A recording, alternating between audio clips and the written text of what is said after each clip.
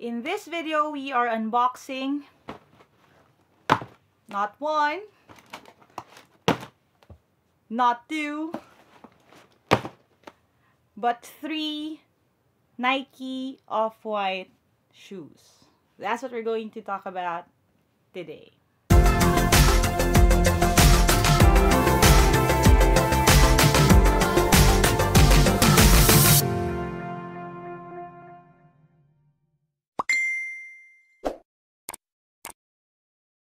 Hi there! Thank you for checking out my channel. Thank you for clicking on this video. In this particular channel, this is my personal channel. I talk about my life, my style, a little bit about my lifestyle, and the things that I like and love. Now, I've never owned a pair of Off-White anything. Well, I've never owned an Off-White anything, much less a pair of Nike Off-White shoes. So when I had this opportunity to get this at retail, I actually jumped on it. The only problem was, well, I'll talk about that in a little bit. But the thing was, okay, a little bit of story lang muna and background. When I found out na may release siya, of course, so 10 AM, nag-aabang kami kung paano makakapasok dun sa website, paano siya makabibili. And for the longest time, actually, I've never really won anything. So, hindi pa ako nakabili ng anything at retail sa Nike na online. Never, ever, ever, ever. And then, I was surprised kasi when I got isa lang. And then, it went through. So, sabi ko, okay, that's odd. Kasi, nasa biyahe pa kami. So, hindi nga ako nananalo nang nakasaksak ako sa internet sa bahay. Yung mobile internet pa kaya. Pero apparently, it went through. So, nakaisa na. Sabi ko, sige nga, try pa natin yung iba. So, number 2. And then, it also went through. And then, sabi ko, ang ridiculous. Imposible naman siguro, nakadalawa na ako, makakapasok pa yung pangatlo. Pero yes, it still did. So, now we have 3 of these. So, I'm going to show you all of them isa-isa. Okay? Let's start with this one right here off the top. So, it comes in this orange box. So, wala siyang Nike marking dun sa taas. Pero may mga holes dun sa box. Okay? Which kind of makes sense when you see yung shoe mamaya. Now, when you open this, you have yung pinaka-tissue paper niya na Off-White ang branding. It's in orange. Nakalagay dito Off-White. And then, when you open it, meron siyang separate pa na isa pang tissue paper na ganyan. Na simple lang na plain. I'll just pull it out just so you can see it. This one, ito yung black and fuchsia na Nike Vapor Max Street. And this, we got again nga at retail. So, yan, ito siya. This is what it looks like. If you can see, it's black. Tas yung ilalim niya ay yung parang pink, fuchsia pink sa ilalim. May mga spikes siya dyan, na supposedly kasi for trail running daw siya. We have yung zip tie, pero hindi siya orange na zip tie. It's actually green na felt. Tapos, you have yung, ito yung mga nasa labas na yung pinaka-lacing system niya. Aside from the regular na laces, you have yung tongue tab na hindi siya fine. So, ano siya? Parang unfinished look. Again, very, very Off-White, Virgil Abloh. Shoelaces labeled, di ba? Ayan o. Di ba? Stating the obvious daw, so it says shoelaces. And that's what it looks like. So we have this as the first pair.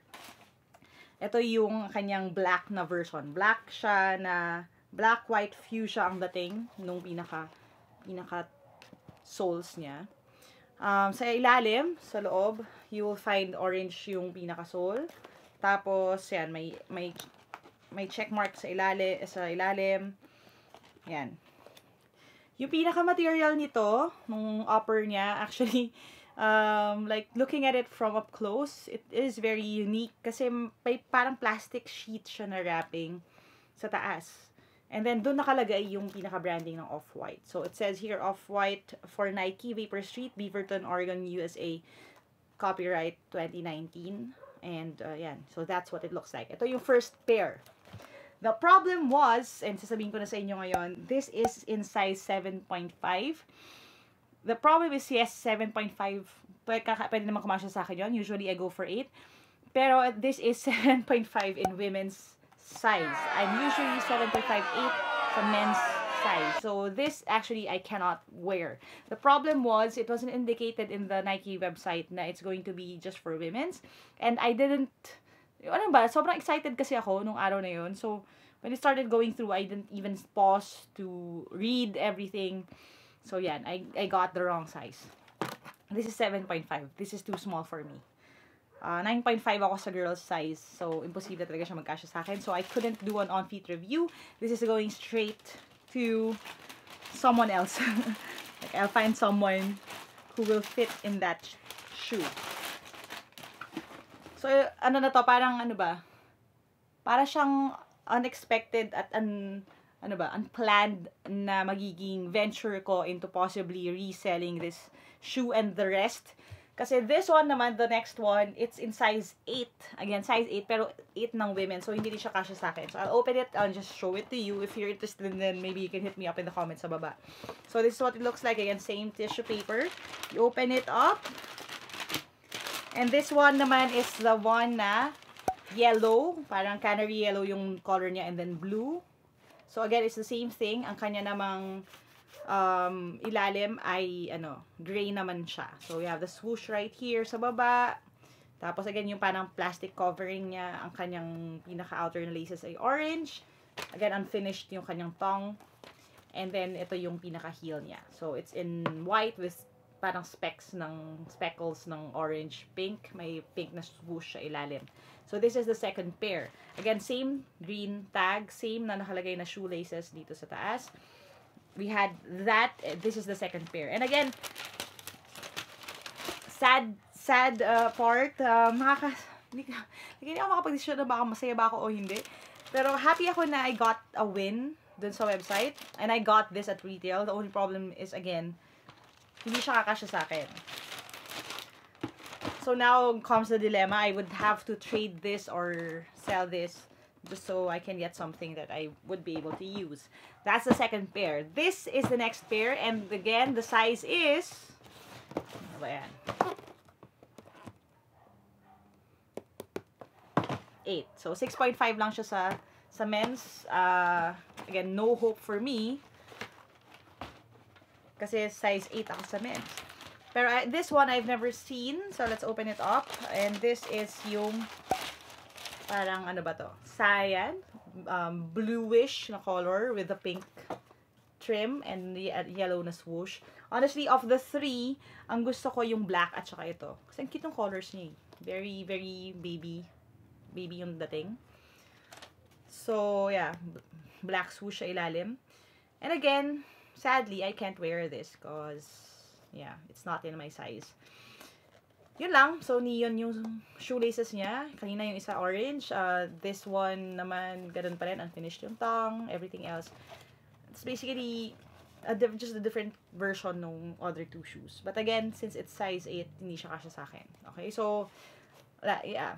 I will have to find someone else who will fit in these shoes.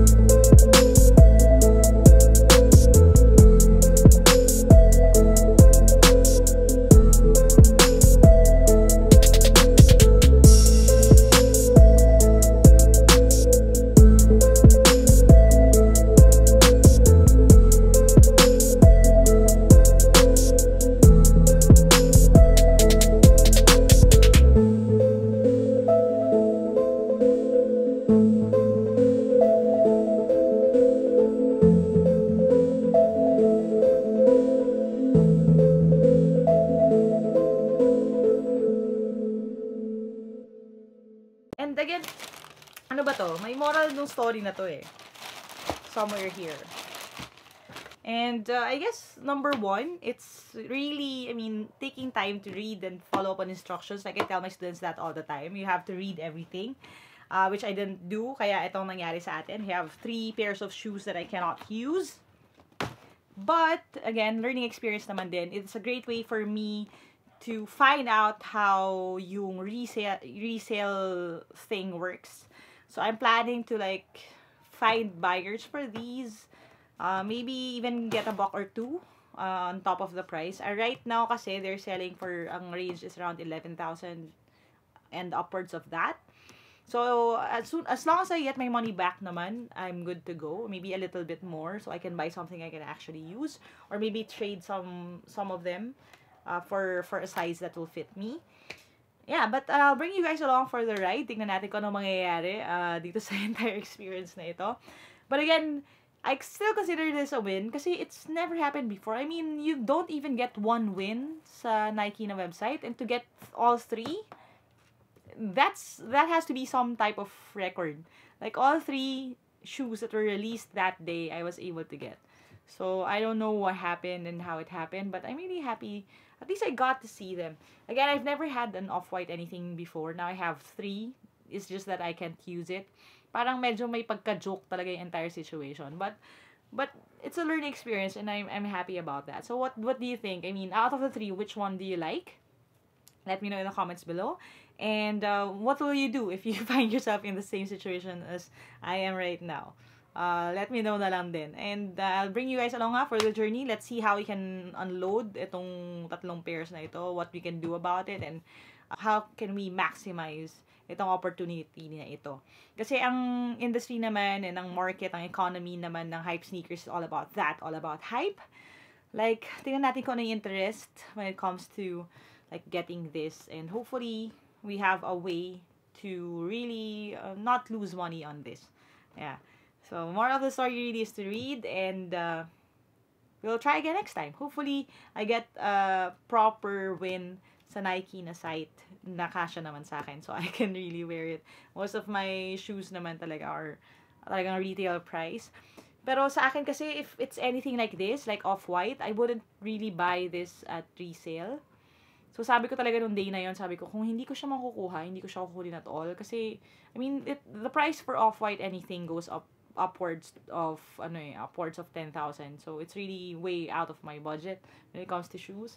So, now that I got all these 3 ng retail, hopefully, we have access to, like, something else. Something that would be worth my while. So, more on that soon. Okay, so thanks guys, and if you like this video, please hit like, subscribe if you haven't yet, hit that bell icon para malaman niyo pag may mga bagong uploads tayo dito.